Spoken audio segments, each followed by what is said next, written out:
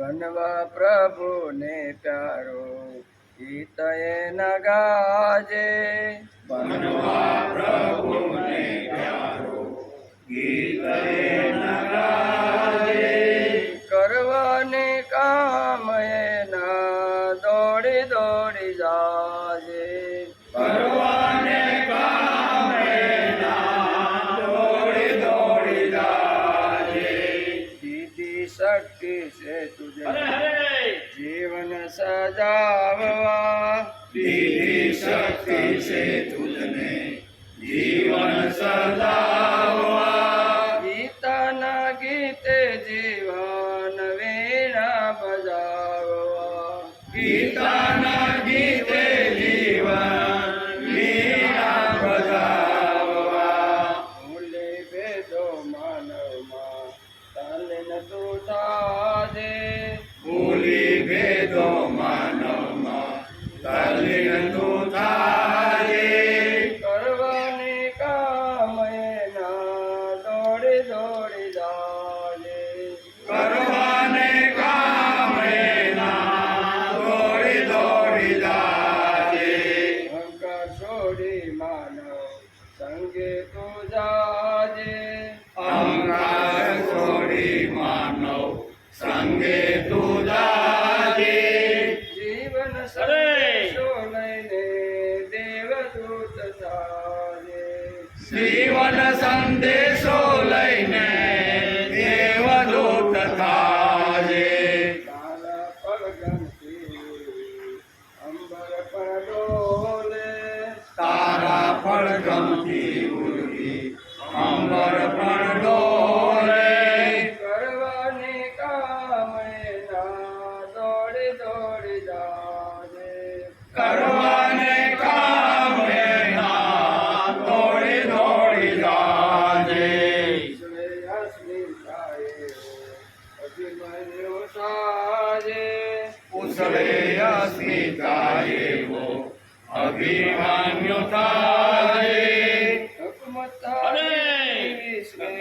ભૂલી ન જાજે, હકુમત હરીની વિશ્વે ભૂલી ન જાજે, ચંદન થઈને તું એના કામે ગજાજે, ચંદન થઈને તું એના કામે ગસાજે, કરવાને કામ દોડી દોડી જાજે, કરવાને કામ એના દોડી દોડી જાજે, ઉઠાડે સુવાડે તારો ખાધું પચાવે, ઉખાડે સુવાડે તારું ખાધું પચાવે, મસ્કુલ બની તુજમાં મસ્તીઓ લાવે, મશગુલ બનીને તુજમાં મસ્તી બોલાવે,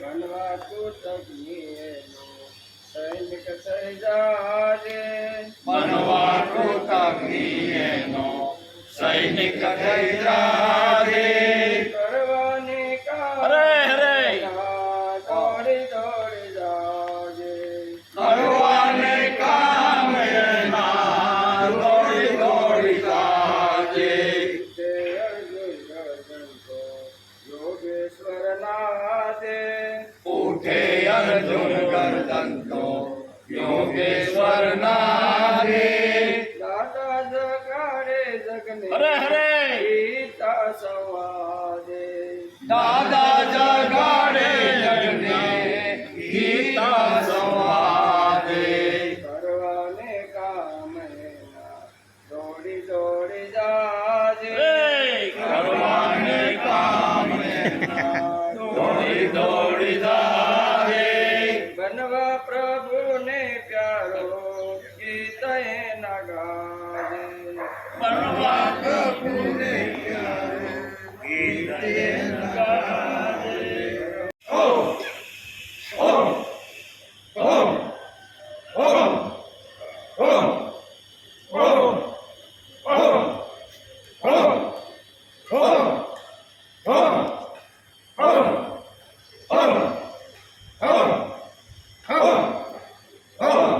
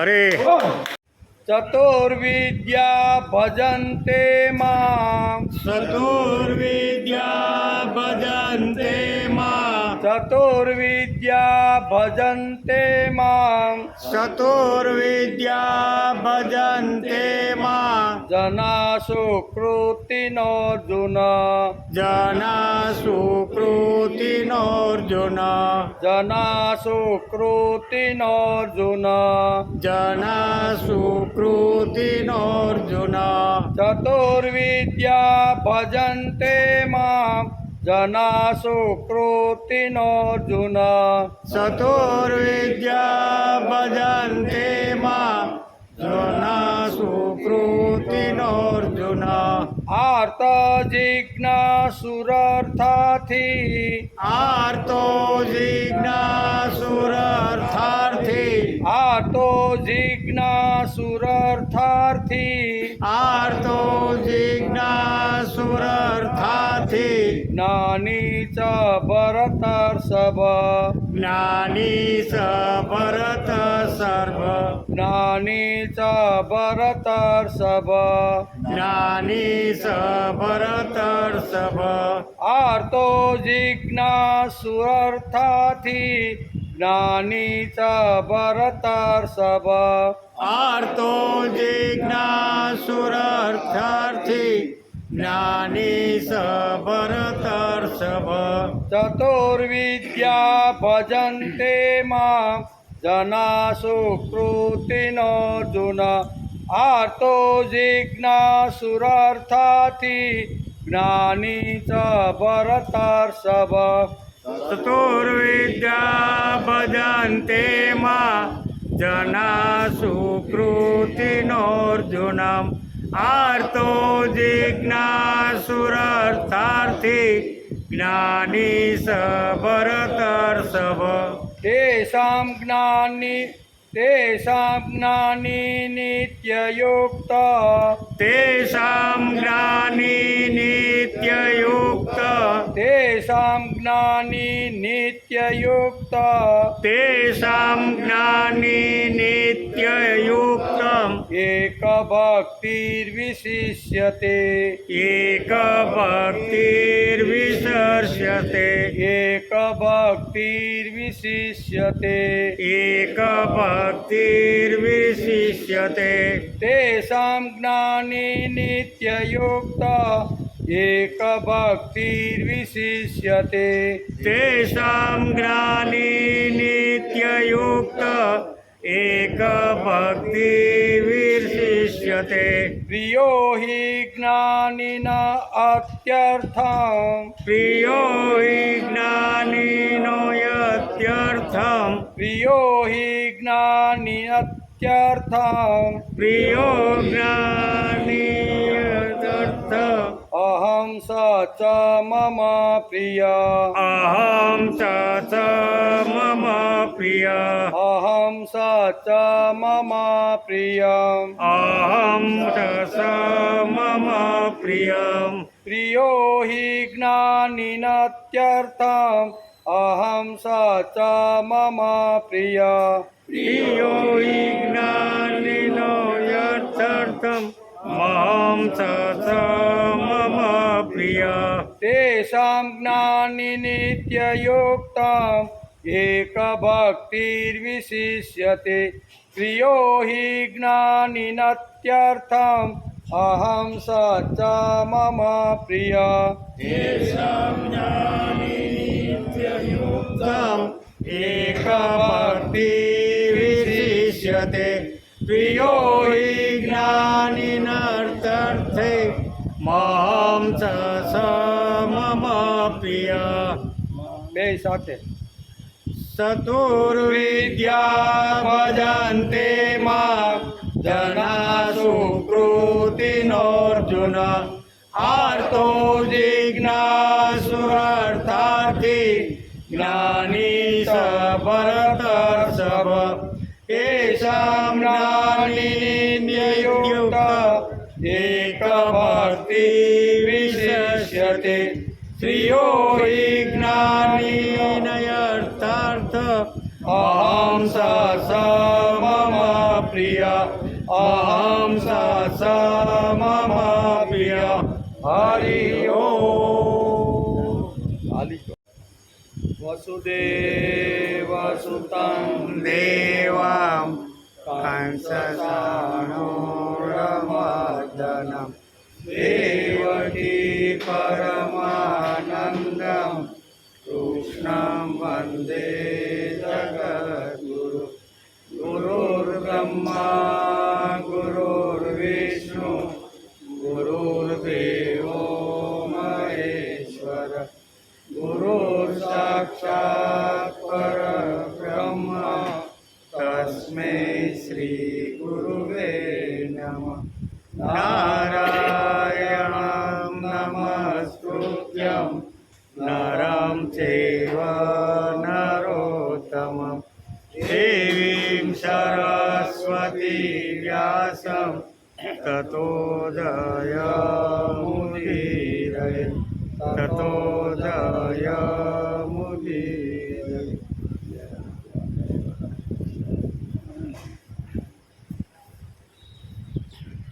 ચતુર્વિદ્યા ભજન્તે મામ જના સુકૃતિનોર્જુન આતો જિજ્ઞાસુરર્થાથી જ્ઞાની ચ ભરતર્ષભ. ભરત સર્ભ એટલે હે ભરત શ્રેષ્ઠ અર્જુન, સુકૃતિન અર્થાથી આર્ત ઉત્તમ કર્મ કરનાર. અર્થાથી એટલે ઉત્તમ એટલે કે સુકૃતિન એટલે ઉત્તમ કર્મ કરનાર. અર્થાથી આર્ત એટલે કે અર્થાથી આર્ત જિજ્ઞાસુ ચ જ્ઞાની. અર્થાથી એટલે પૈસા કમાનારા. અર્થાથી આર્ત જિજ્ઞાસુ અને જ્ઞાની અર્થાત પ્રેમી. આ ચતુર્વિદ્યા ચાર પ્રકારના મનુષ્યો મારા ભક્તો મને ભજે છે. શું કહે છે? ગઈકાલે ભગવાને કીધું મને નથી ભજતા એનું લિસ્ટ એમાંય ચાર હતા. કેટલા? મને ન ભજવાવાળા કેવા છે? મૂઢ છે, નરાધમ છે, પછી અકૃતમ છે અને અજ્ઞાની છે. આ ચારની વાત ગઈકાલે ભગવાને જે કરી હતી કે આ લોકો મને ભજતા નથી, તો પાછું ભગવાનને કહેવું પડે ને કયો ભજે છે. એટલે ભગવાને સીધા જ આ શ્લોકની અંદર ભગવાને કીધું કે ચાર લોકો, ચાર ભક્તો છે ને, ચાર પ્રકારના ભક્તો એ મારું ભજન કરે છે, મારી ભક્તિ કરે છે. એનું વર્ણન આજે ભગવાને ગીતામાં જે કર્યું છે એ આપણે સમજવાનો આજે પ્રયત્ન કરવાનો છે. આજે શ્રીમદ ભગવદ્ ગીતા ચિંતન શરૂ થયું એનો 358મો દિવસ. પેલા 358મો દિવસ છે. ગઈકાલે આપણે શ્રીમદ ભગવદ્ ગીતાના 7મા અધ્યાયના 15મા શ્લોકને નમસ્કાર કર્યા. ભગવાન કહે છે કે હે અર્જુન, માયા વડે જેમનું જ્ઞાન હરાયેલું છે, માયા વડે જેનું જ્ઞાન હરાયેલું છે એવા અસુર સ્વભાવને ધારણ કરનારા મનુષ્યોમાં અધમ દૂષિત કર્મ કરનાર અને મૂઢજનો મને ભજી શકતા નથી. મારું ભજન આ ચાર લોકો કરી શકતા નથી. એનું વર્ણન ભગવાને ગઈકાલે, ચાર લોકો મને ભજતા નથી એનું વર્ણન ગઈકાલે કર્યું. આજે ચાર ભક્તો ભગવાનને ભજે છે એનું વર્ણન આજે અહીંયા 16મા શ્લોકમાં ભગવાન આજે કહેવાના છે. બે કહેવું પડે, બે વાત ભગવાને હામી રાખી દીધી. એણે કીધું નહીં કે તમે આ કરો, એમ ન કીધું. બે વસ્તુ સામે મૂકી દીધી. એમાંથી આપણે કઈ ઉપાડવી એ આપણે પોતે નક્કી કરવાનું છે. તેથી આ ચાર પ્રકારના અધમ પુરુષો મારું ભજન કરતા નથી એમ ગઈકાલે આ 15મા શ્લોકને આપણે સમજવાનો પ્રયત્ન કર્યો. અસુર, અધમ, દૂષિત કર્મ કરનાર અને મૂઢજનો મને નથી ભજતા. આ ચાર વિશેષણો ગઈકાલે ભગવાને ન ભજનાર લોકો, ભજન ન કરનાર લોકોનું ચાર વિશેષણો ભગવાને આપી અને મનુષ્યને સમજાવવાનો ભગવાને પ્રયત્ન કર્યો. શ્રીમદ ભગવદ્ ગીતા અને વેદો આપણા જીવનમાં તેજસ્વીતા લાવે. જો મન મૂકીને જો આપણે થોડો ઘણો પણ જો વેદ, ઉપનિષદ, ગીતા, રામાયણ, મહાભારત જેવા ગ્રંથનો જો આપણે હળવે હળવે થોડો ઘણો પણ જો અભ્યાસ કરીએ તો શું થાય તો કે આપણા જીવનમાં તેજસ્વીતા, મંગલમયતા અને અમૂર્તતા નિર્માણ કરનાર આ મહાન ગ્રંથો છે. શ્રીમદ ભગવદ્ ગીતા અને વેદો માણસના જીવનની અંદર મંગલતા અને આવી રીતે નિર્ભયતા અને તેજસ્વીતા નિર્માણ કરનાર છે. આપણે વેદ, ઉપનિષદ અને શ્રીમદ ભગવદ્ ગીતાના ઉપાસક છીએ. ભારતીય સંસ્કૃતિની અંદર ભારતીય નાગરિક તરીકે જેણે જન્મ લીધો છે એ બધા વેદ, ઉપનિષદ, ગીતા, મહાભારત, રામાયણના બધા ઉપાસકો છે. થોડા ઘણે અંશે એ અભ્યાસ કરવાનો માનવ માત્ર પ્રયત્ન કરે છે. મેં ગીતા વાંચી છે, મને ગીતા આવડે છે એવું સર્ટિફિકેટ લગાડવાની જરૂર નથી. એ તો એની પાસે બેસી એટલે ખબર પડી જાય કે આ ભાઈ કેટલી ગીતા ને કેટલા વેદ, ઉપનિષદ કે રામાયણનો અભ્યાસ કરેલો છે. એટલે એ કાંઈ સર્ટિફિકેટની જરૂર નથી. પણ આજ ઘણા બધા વિચિત્ર વેશ ધારણ કરીને બેઠા હોય ને એ ડિગ્રી લગાડે 108, 1008, શ્રી શ્રી શ્રી. એકે ન થાય ને શ્રી તો બે ન થાય તો પાછું શું લગાડે? શ્રી શ્રી શ્રી. બરાબર? 108, 1008. હવે આ જે ભક્તિ જેને કરવાની છે, ભક્ત જેને બનવાનું છે ને, હવે એને કાંઈ સર્ટિફિકેટની જરૂર પડે ખરી?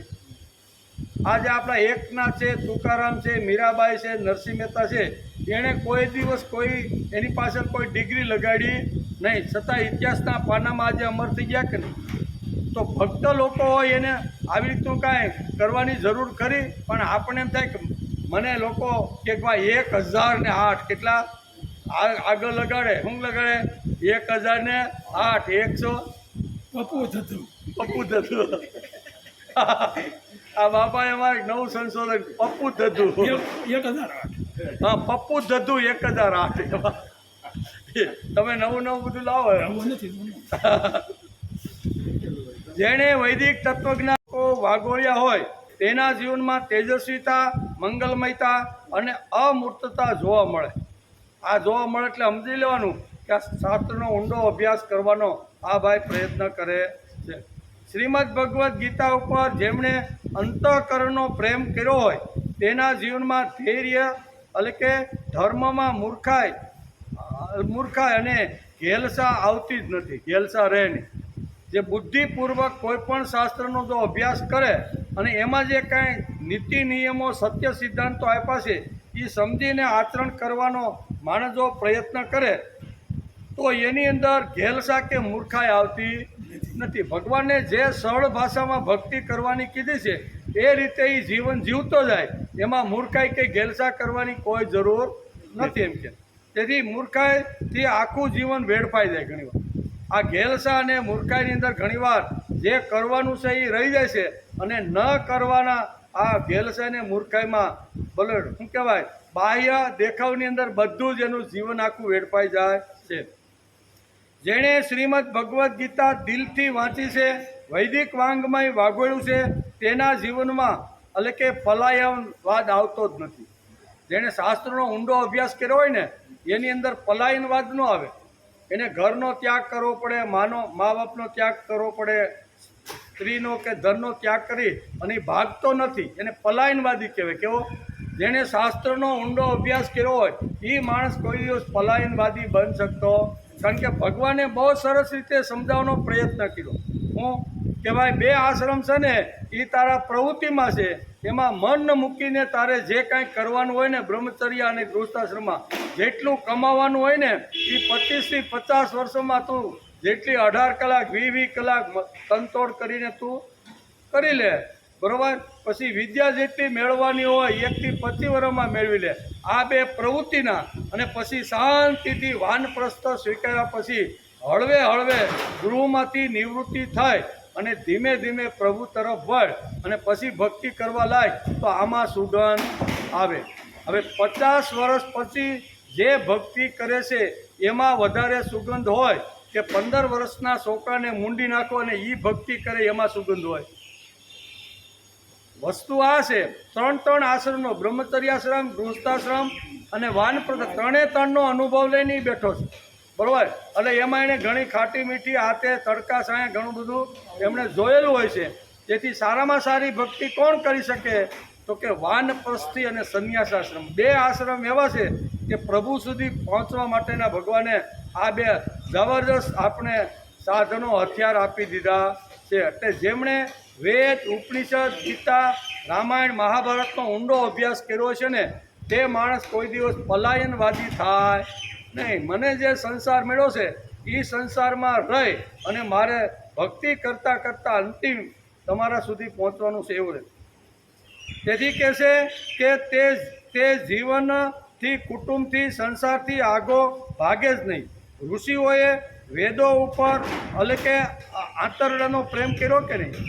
આપણા ઋષિઓ બધા જે છે ને બધા ગૃહસ્થી હતા ટોટલી. કોઈ પણ તમે ઋષિનું ચરિત્ર વાંચવા બેઠો અને ઋષિ પત્ની હોય જ. એટલું જ નહીં, આપણા જે અવતારો થઈ ગયા ને એ બધા અવતારો પણ આપણા ગૃહસ્થી હતા. એણે કાંઈ ઘર છોડવાનો પ્રયત્ન કર્યો નહીં. ઋષિઓ ઘર છોડીને ભાગ્યા, સારામાં સારો સંસાર, સારામાં સારો ગૃહસ્થ જીવન કરી અને અધ્યાત્મના ક્ષેત્રમાં આ ઋષિઓ ખૂબ આગળ વધ્યા કે નહીં? એટલે પલાયનવાદ તો થવાનું જ નથી એમ આપણું શાસ્ત્રકાર કહે છે. તે જીવનથી, કુટુંબથી કે સંસારથી આપણા ઋષિઓ અને અવતારો ભાગ્યા નહીં. એમણે માનવ માત્ર ઉપર આંતરડાનો પ્રેમ કર્યો છે. કેવા? માનવ માત્ર ઉપર આંતરડાનો પ્રેમ કર્યો છે. એનું કારણ ગીતા જીવનમાંથી ભાગવાની વાત કરતી નથી. ભાગવાની જે વાત કરે છે એવા અર્જુનને ભગવાન કાન પકડી અને પાછો કર્મયોગી બનાવવાનો પ્રયત્ન કરે છે. ગીતા ભાગવાની વાત કરતા નથી. ભાગવાની જે વાત કરે છે ને એનો કાન ઉમેરીને હળવે હળવે સમજાવી, ફોલાવી, પટાવીને જે કાંઈ કરવાનું છે ને એને કર્મયોગની અંદર જોડવાનો ભગવાન પ્રયત્ન કરે છે કે નહીં? એટલે ગીતા કોઈ દિવસ ભાગવાની વાત, પલાયન વાત કે ઘર છોડે એ મોટો અને ઘરની અંદર રહી સંસાર વ્યવહાર કરતાં કરતાં ભક્તિ કરે એ નાનો. એ આપણા ભેજામાંથી કાઢવાની જરૂર છે. હવે આપણા મગજમાં એટલું બધું ઘૂસી ગયું છે કે જેણે સંસાર છોડ્યો, ઘર છોડ્યું, જેણે કુટુંબ છોડી અને ભગવા વસ્ત્ર પહેરી એ આપણા કરતાં મોટો. અને અમે ગૃહસ્થમાં સારામાં અમારા પરસેવાનું, મહેનતનું પુરુષાર્થ કરી અને ખેતરમાં જે કણ વાવીને એમાંથી ઉત્પાદન કરી અમારું પણ પોષણ અને જગનું પોષણ કરવાવાળા અમે નાના.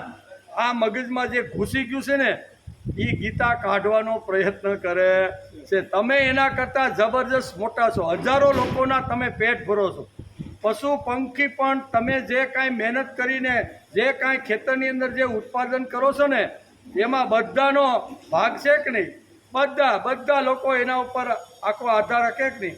પછી પશુ હોય, પક્ષી હોય, માગવાવાળો આવતો હોય તે હોય કે સમાજના મોટા ધન સંપત્તિને ત્યાં અનાજ પહોંચાડવાનું હોય, પણ મૂળ વાત તો ખેતીમાંથી ઉત્પન્ન થતું આ બધું ધન ધાન્ય છે. તો એ ઉત્પન્ન કરી અને લોકોના જે શાંતિથી પેટ ભરે છે એ મોટો કે ઘર છોડીને ભિખારીની જેમ તબકડું લઈને માગી અને પોતાનું પેટ ભરે છે એ મોટો? ગીતા આપને આ સમજાવે છે કે તમે કોઈ દિવસ આવી ભૂલ કરો નહીં કે જે ઘર છોડીને વિચિત્ર વેશ પહેર્યો એ અમારા કરતાં મોટો અને અમે સોવણી પહેરી અને ટોપી પહેરીને ભક્તિ કરીએ છીએ એટલે અમે એના કરતાં નાના. આ સમજવાની ગીતાકાર આપને બહુ કહે છે કે આવી ભૂલ કરવાની નથી. અર્જુન ભાગવાનો પ્રયત્ન કરતો હતો અને પહેલા શ્લોકની અંદર, પહેલા અધ્યાય ને બીજા અધ્યાયમાં એને બહુ દલીલો કે ભગવાન મારે કર્મ કરવું નથી, મારે સંન્યાસ લેવો છે. હાથમાં કમંડલ લઈને હિમાલયમાં જાય, ત્યાં સરસ મજાની એક ઝૂંપડી બાંધી અને તમારા નામનું સ્મરણ કરતો કરતો બાકીના બધા દિવસો હું પૂર્ણ. આવું બોલ્યો છે. પહેલો બીજો અધ્યાય ખોલો એટલે એની અંદર ત્યારે ભગવાન કહે છે ભાઈ ભાગવાની વાત કરીમાં તું, ભાગવાથી ભગવાન મળતો નથી. માણસ આવ્યું કે ભાગવાથી ભગવાન મળે? અને તને જે ઘરની અંદર, કુટુંબની અંદર જે કાંઈ ભગવાને જે કાંઈ આપ્યું છે એમાં તું સારામાં સારી રીતે રત રહે અને પ્રભુનું સમયસર તું ભજન કરતો રહે એટલે તને 100% મુક્તિ મળી જશે. તેથી કહે છે અહીંયા પલાયનવાદી થવાવાળાને ગીતા કાન પકડીને કર્મયોગી બનાવવાનો પ્રયત્ન કરે છે. એનું કારણ ગીતા જીવનમાંથી ભાગવાની વાત કરતી નથી. ભાગવાની વાત કરનાર અર્જુને કર્મયોગી બનાવવાનો પ્રયત્ન કરે. તું કર્મયોગી એકવાર થઈ જા, બરાબર ને? પછી તું કોઈના ડોકા ઉડાડીશ ને તો તને પાપ લાગશે નહીં. શ્રીમદ ભગવદ્ ગીતા એ જીવનનું સત્ય સમજાવે છે. પ્રવૃત્તિ નિવૃત્તિનો સમન્વય શ્રીમદ ભગવદ્ ગીતા આપણે સમજાવે છે. પ્રવૃત્તિ અને નિવૃત્તિનો સમન્વય શ્રીમદ ભગવદ્ ગીતા આપણે અહીંયા સમજાવવાનો પ્રયત્ન કરે છે. 15મા શ્લોકમાં ભગવાને કહ્યું દુષ્કૃત. કેવું? આગળ આપણે ગઈકાલે આપણે જે પ્રયત્ન કરતા હતા ને એમાં દુષ્કૃત શબ્દ આવ્યો છે કે આવા જે મૂઢવાળા છે, આવા જે અધમ લોકો છે, અથવા આવા જે દુષ્કૃત છે ને એવા લોકો મને ભજી શકતા નથી. 15મા શ્લોકમાં ભગવાને કહ્યું દુષ્કૃત, મૂઢ, નરાધમ અને આસુરી વૃત્તિના આ લોકો મારે શરણે આવતા નથી, મારું ભજન કરતા નથી, એમ ભગવાને અહીંયા 15મા શ્લોકની અંદર કીધું. હવે ભગવાન અહીંયા પાછો બીજી એક વાત આપણે સમજાવવા માગે છે. 16મા શ્લોક, આવા લોકો જો ભગવાનનું ભજન ન કરતા હોય તો કેવા લોકો ભગવાનનું ભજન કરે છે? એ 4 ભક્તોની વાત ભગવાને આ 16મા શ્લોકની અંદર કરી કે 4 પ્રકારના જે ભક્તો છે ને એ 4માંથી કોઈ પણ ભક્ત મારો છે અને એ મારું સ્મરણ ને મારી જ ભક્તિ અને મને જ ભજતો રહેલો છે, એમ કરીને ભગવાન આ શ્લોકની અંદર અહીંયા સુંદર મજાની વાત 4 પ્રકારના લોકો નથી ભજતા એની અહીંયા 15મા શ્લોકમાં વાત કરી. હવે 4 પ્રકારના ભક્તો મને ભજે છે. 2 વાત મૂકી દીધી. કેવી? આસુરી સંપત્તિના માણસો મારું ભજન કરતા નથી, એ આપણને 15મા શ્લોકમાં ભગવાને સમજાવી દીધું. અને 16મા શ્લોકમાં કહે છે કે 4 પ્રકારના મારા હૃદયના જે ટુકડા છે ને આવા મારા ભક્તો 4 રીતે મારું ભજન કરે છે, મને આવી રીતે મને નમસ્કાર કરે છે, એમ આ શ્લોકમાં કીધું. કયું? ચતુર્વિદ્યા ભજન્તે મામ જના સુકૃતિનો જુન આ તો જિજ્ઞાસુરાર્થાથી જ્ઞાની ચ ભરતર્ષભ.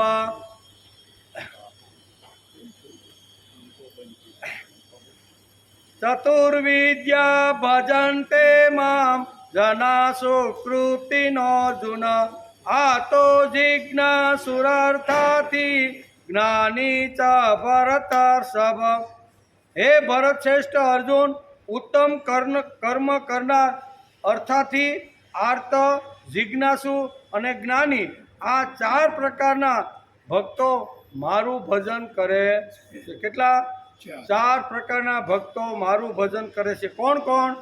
તો આમાં ઉત્તમ કર્મ કરનાર આ 4 ભક્તોનું વર્ણન ભગવાને કીધું છે. પહેલો અર્થાથી, બરાબર ને? અર્થાથી. પછી બીજો કીધો આર્ત, આર્ત એટલે દુઃખી છે તે. બીજો જિજ્ઞાસુ અને ત્રીજો જ્ઞાની. આ 4 પ્રકારના ભક્તોનું વર્ણન ભગવાને આ શ્લોકની અંદર કીધું છે. એને આપણે સમજવાનો પ્રયત્ન કરી. બેયને સમજવા પડે ને. આગળ 15મા અધ્યાયમાં 15મા શ્લોકમાં કીધું છે એની સામે ભગવાને પાછી બીજી વાત અહીં મૂકી દીધી છે. તેથી હે ભરત શ્રેષ્ઠ, ઉત્તમ કર્મ કરનાર અર્થાથી આર્ત, જિજ્ઞાસુ અને જ્ઞાની એવા 4 પ્રકારના ભક્તો મને ભજે છે, મારું ભજન કરે છે. સુકૃત એટલે પવિત્રતામાં, એટલે સુકૃત એક શબ્દ અહીંયા વાપર્યો. ગઈકાલે દુષ્કૃત વાપર્યો હતો, આ શ્લોકમાં સુકૃત વાપર્યો છે. સુકૃત એટલે પવિત્ર આત્મા. કેવો? સુકૃત એટલે જેનો આત્મા પવિત્ર થઈ ગયેલો છે તે એવા લોકોનું વર્ણન છે. 4 આ ભક્તો કેવા છે કે જેનો આત્મા પવિત્ર થઈ ગયેલો છે તે. સુકૃત એટલે કે પવિત્ર આત્મા મનુષ્ય અર્થાત ભગવત સંબંધી કાર્ય કરવાવાળો મનુષ્યો 4 પ્રકારના હોય છે. ભગવાનનું જેને કામ કરવાનું છે, ભગવાનનો વિચાર લઈને જગતમાં જેને ફરવાનું હોય છે ને એના 4 પ્રકારો ગીતાકારે આ શ્લોકની અંદર બતાવ્યા છે. ભગવાનનું કામ કરનાર 4 પ્રકારના લોકો હોય છે. કેવા હોય છે એનું વર્ણન આ શ્લોકમાં ભગવાને કીધું. આ 4 પ્રકારના મનુષ્ય મારી ભક્તિ કરે છે. કેવા?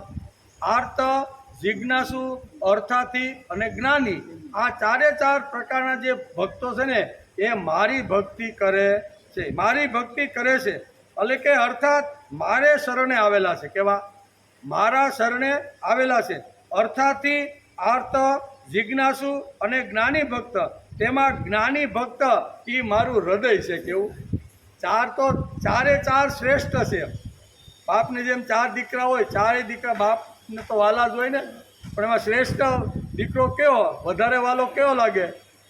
તો કે જે ભગવાનનું કામ કરતો હોય તે ભગવાનનું જે કામ કરે છે ને એ ભગવાનને વાલો. એટલે જ્ઞાની ભક્ત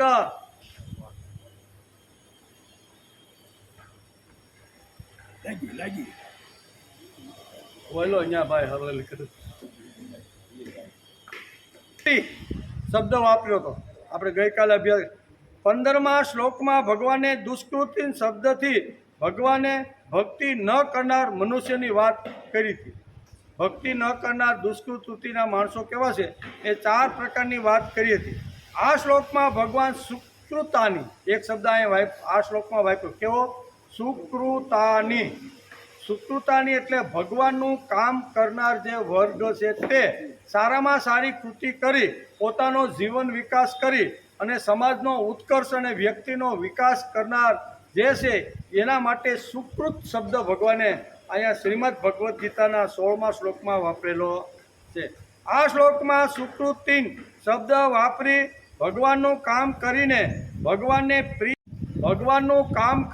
ભગવાનને પ્રિય થવાનું વાત આ 4 પ્રકારના જે ભક્તો છે ને એ ભગવાનને પ્રિય થવાની વાત કરે છે. સુકૃત મનુષ્યો એટલે કે શાસ્ત્રયોનમ સકામ એટલે સ્વાર્થથી પુણ્ય કર્મ કરનાર નથી. આ જે સુકૃત જે લોકો છે ને એ સ્વાર્થ હોય તો જ કર્મ કરે એવા નથી. સ્વાર્થ વગરનું જે કર્મ કરે છે એના માટે સુકૃત શબ્દ શ્રીમદ ભગવદ્ ગીતાના 16મા અધ્યાયમાં ભગવાને વાપરેલો છે.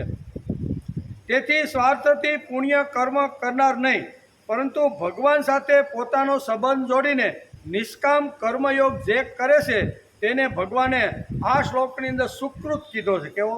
સુ એટલે સારો ને કૃત એટલે કૃતિ, સારી કૃતિ. બરાબર?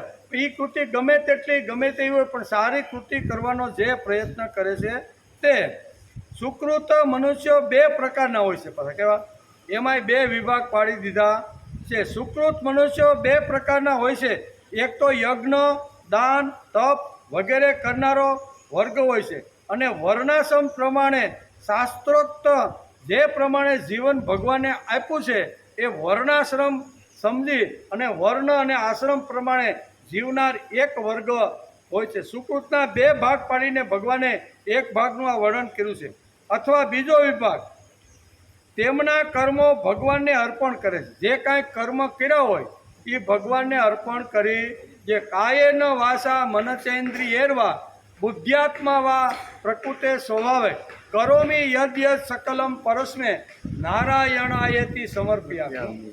હું જે કાંઈ કર્મ કરીને ભગવાન આવ્યો છું એ કર્મ ભગવાનના ચરણે આ ભક્ત ધરી ગયા છે.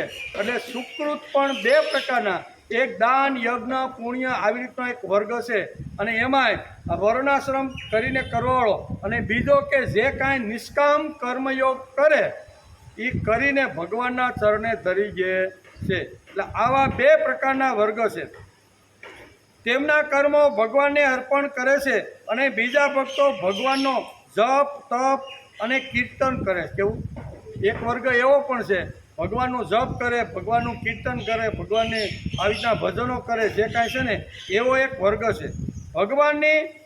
ભગવાનની લીલા સાંભળવી અને એ લીલાના જે સદવિચાર છે ભગવાનની લીલા અંતિમ માણસ સુધી લઈ જઈ કીર્તન કરે. કેવળ ભગવત સંબંધી કર્મો જે લોકો કરે છે તેને સુકૃત શબ્દ અહીંયા ભગવાને વાપર્યો છે. એક ભગવાનનું નામ, ભગવાનનો જપ, ભગવાનનું કીર્તન કરી ભગવાનની લીલા સાંભળવાની અને ભગવાનની જે લીલા સાંભળી છે એ અંતિમ માણસ સુધી એ લીલા લઈ જવાનો જે પ્રયત્ન કરે છે આ સુકૃતનો એક બીજો વર્ગ છે. બંને ભગવાનના લાડકા શબ્દો છે. જેમની ભગવાનમાં રુચિ થઈ ગઈ છે તેઓ જ ભાગ્યશાળી છે, તેઓ શ્રેષ્ઠ છે અને તેઓ સુકૃત છે. જેનું મન, જેની બુદ્ધિ, જેની ઇન્દ્રિયો ભગવાનની અંદર એટલે કહે છે ને કે ભગવાનની અંદર જ જે જોડાઈ ગઈ છે એવા ભાગ્યશાળી, શ્રેષ્ઠ અને સુકૃત લોકો છે એમ શ્રીમદ ભગવદ્ ગીતા આ 16મા શ્લોકની અંદર કહે છે. તેમની આવી રુચિ કોઈ પૂર્વ પુણ્યથી, આવી જે રુચિ ભગવાન તરફ વળેલો જે જીવ છે એ જીવ વળ્યો કેમ છે? તો કે ગત જન્મના સારા પુણ્ય કર્મ હોય. એક વાત અહીંયા આ શ્લોકમાં બતાવવાનો પ્રયત્ન કરે છે કે તેમની આવી રુચિ કોઈ પણ પુણ્ય કર્મ થઈ ગયું હોય આગળના જન્મમાં, બરાબર, અથવા સંકટના સમયે પોતાના કહેવાતા સંબંધી હોય સહારો છૂટી જવાથી પણ ઘણીવાર પ્રભુ તરફ માણસ વળતો હોય છે. આ બે રીતે સમજાયું છે. કાં તો ભગવાનની અંદર જે લાગેલો છે, સુકૃત કર્મ કરેલો છે, અથવા આવી રીતના જે પ્રભુ તરફ જે વળેલો છે ને, એમાં બે કારણો હોઈ શકે.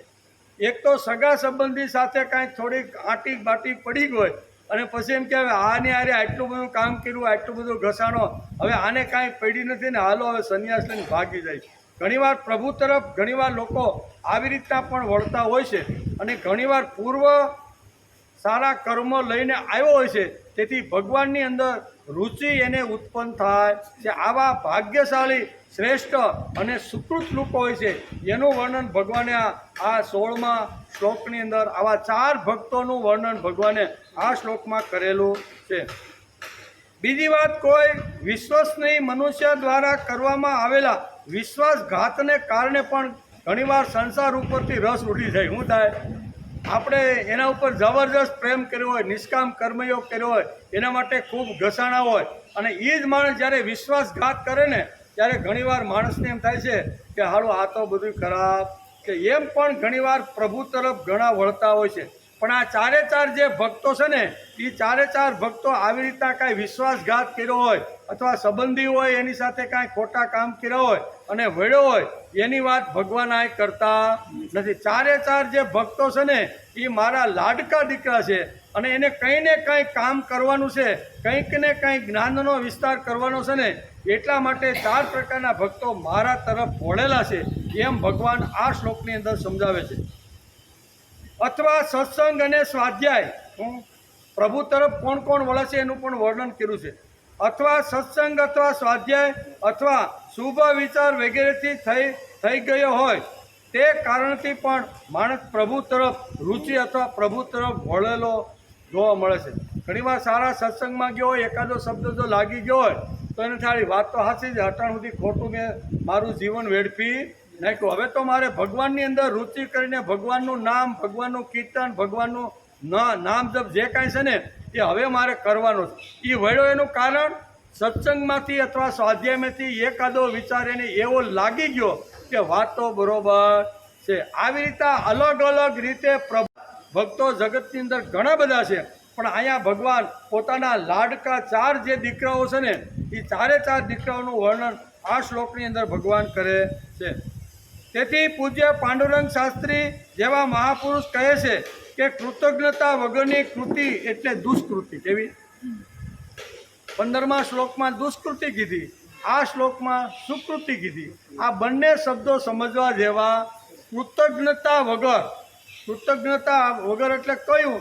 તો કરેલો પ્રેમ અને કરેલું કામ જે ભૂલી જાય છે અને ભૂલી અને પછી કામ કરતો હોય તો એની વાત ભગવાન કરે છે કે કૃતજ્ઞતા વગરની કૃતિ એટલે દુષ્કૃતિ. ગઈકાલે જેની કૃતિની પછવાડે કૃતજ્ઞતા ન હોય તે દુષ્કૃતિની વાત આપણે ગઈકાલે સમજવાનો પ્રયત્ન કર્યો. જેની પાછળ આવી રીતની કોઈ કૃતજ્ઞતાનો ભાવ નથી, કોઈ મને મળેલું જે ધન છે, મને મળેલી જે વિદ્યા છે, મને મળેલું જે કાંઈ છે ને એ તો મારી મહેનત, મારો પુરુષાર્થથી, મારી અક્કલ, મારી હોશિયારીથી મળી છે, આમ કરી અને ફક્ત ભોગની અંદર જે ડૂબેલા જે આસુરી સંપત્તિના હતા એની ગઈકાલે આપણે થોડોક સમજવાનો પ્રયત્ન કર્યો. ફક્ત ભોગ અને ભોગ, ખાઓ પીવો અને રહો, આ અસુર સંપત્તિના લોકોની વૃત્તિ આવી છે એનો વિચાર આપણે ગઈકાલે કર્યો. અહીંયા ભગવાન કહે છે કે કૃતજ્ઞતા વગરની જે કૃતિ છે ને એને દુષ્કૃતિ કહેવાય છે અને કરેલો પ્રેમ અને કરેલું કામ જે ભૂલતો નથી અને પછી એના માટે જે કામે લાગી જાય ને એને સુકૃતિ કહેવામાં આવે છે. 2 વાતો આ બંને શ્લોકની અંદર ભગવાને સમજાવવાનો પ્રયત્ન કર્યો છે. તેથી આપણે સવારે ઉઠ્યા પછી શ્વાસોશ્વાસ કોણ ચલાવે છે? આ માણસને પહેલો વિચાર આવવો હું જ્યારે સૂતો તો ત્યારે પણ મારી ધમણ હાલતી જ હતી, અને ધમણ હાલે તો જ સવારે ચા પાણી મળે ને, નકર તો કે ફૂલની થોડીક સગવડતા કરો, કાંઈક બોલે ચાર નાળિયેરને કાંઈક લઈ આવો. એ કે હું કે અંદર આપણે 5-6 કલાક સૂતા છતાંય આપણી ધમણ ચાલે છે. જ્યારે માણસ સવારમાં ઉઠે છે ત્યારે પહેલો વિચાર એને આવવો જોઈએ કે મારા શ્વાસોશ્વાસ સૂતી વખતે મારી ધમણ કોણ ચલાવતું હતું. એ ચલાવનારને કૃતજ્ઞતાપૂર્વક જે યાદ કરે છે એને સુકૃતિ કહેવામાં આવે છે. કેવું? ભગવાને આ શ્લોકની અંદર પહેલી જ લીટીમાં સુકૃત શબ્દ વાપરેલો છે. તેથી સવારે ઉઠ્યા પછી શ્વાસોશ્વાસ કોણ ચલાવે છે અને જમ્યા પછી મારું ખાધેલું કોણ પચાવે છે, એવો વિચાર જ નથી જેને આવતો એને દુષ્કૃતિ કહેવાય. હું એ તો ભાઈ ખાઈ એટલે પચી જાય, એ તો ખોરાક અંદર નાખી એટલે લોહી બને, પણ લોહી બનાવનાર તો અંદર કોઈ બેઠો તો હોય છે, એવો જેને વિચાર નથી આવતો એને દુષ્કૃતિ કહે છે. અને ઉઠ્યા પછી મારા શ્વાસોશ્વાસ કોણે ચલાવ્યા, બરાબર, ખાધેલું કોણે પચાવ્યું, યાદ મને કોણે સવારે અપાવી, રાત્રે જે ભૂલ, આ જે વિચાર કરે છે એના બધા જ માટે સુકૃતિ શબ્દ વાપરવામાં આવ્યો. આવો જો આપણે વિચાર કરતા હોય તો આ ગીતાનો સિદ્ધાંત આપણા જીવનમાં રમવા લાગે. બરાબર, આમાં કાંઈ અઘરી છે ગીતા? ગીતા કાંઈ અઘરી નથી. જે ઉઠ્યા પછી જમતા પહેલાં કે સૂતા પહેલાં કૃતજ્ઞતાપૂર્વક ભગવાનને નમસ્કાર કરે છે તેને આ શ્લોકની અંદર સુકૃતિ શબ્દ ભગવાને વાપર્યો. શું વાપર્યો? ચતુર્વિદ્યા ભજન્તે માં જના સુકૃતિનો અર્જુન.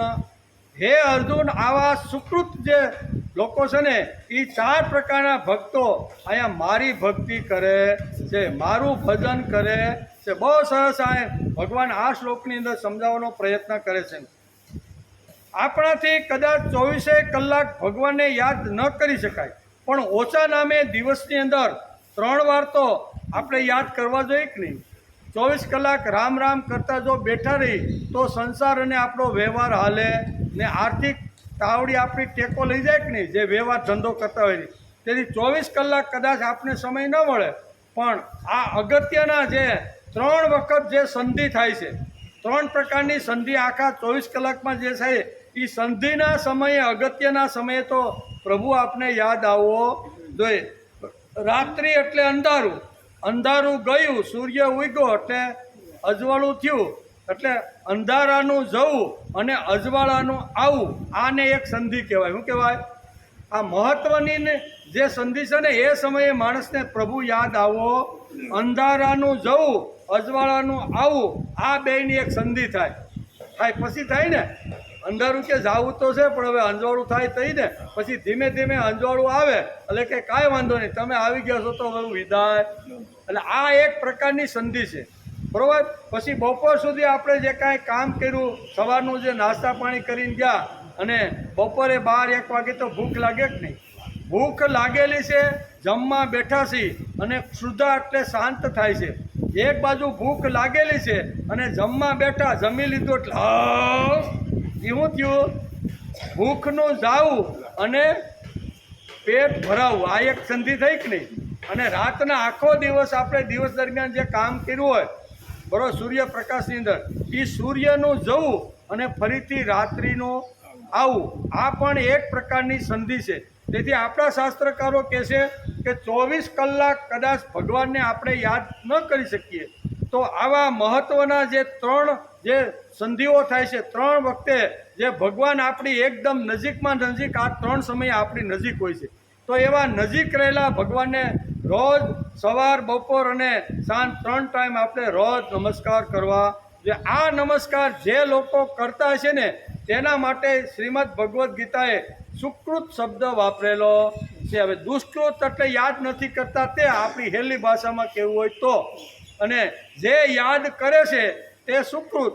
મારો શ્વાસોશ્વાસ કોણ ચલાવે છે, ખાધા પછી પાચન કોણ કરાવે છે, પાચન ત્યાં પછી લોહી કોણે બનાવ્યું, લોહી લાલ જ કેમ બન્યું, એ લોહી અંગૂઠાથી માથા સુધી પહોંચાડવા માટે અંદર કઈ ક્રિયા ભગવાન કરતો રહેલો છે, આ બધી જેની સમજણ પાકી થઈ ગઈ છે અને એ પ્રમાણે જીવન જીવવાનો વ્યવહાર જે ચલાવે છે ને, આના માટે ગીતાકાર વાપરેલો છે. આવા સુકૃતનું વર્ણન ભગવાને આ શ્લોકની અંદર કરેલું. બસ શ્રીમદ ભગવદ્ ગીતા અધ્યાય 7 અને શ્લોક નંબર 16 એમાં ભગવાને 4 પ્રકારના મારા જે લાડકા દીકરા ભક્તો છે ને એનું વર્ણન કર્યું છે. એટલે આપણે શું કીધું? ચતુર્વિદ્યા ભજન્તે મામ જના સુકૃતિ અર્જુન આતો જિજ્ઞાસુ અર્થાથી જ્ઞાની ચ ભરતર્ષભ. તેમાં ભગવાને 4 પ્રકારના મનુષ્યોનું વર્ણન આ શ્લોકની અંદર કરેલું છે. આર્ત એટલે દુઃખથી પીડાતો. પહેલો ભક્ત કયો છે? દુઃખથી જે પીડાય, દુઃખ આવે એટલે ભગવાનને પછી યાદ કરે. આર્ત એટલે દુઃખથી પીડિત થયેલો માણસ.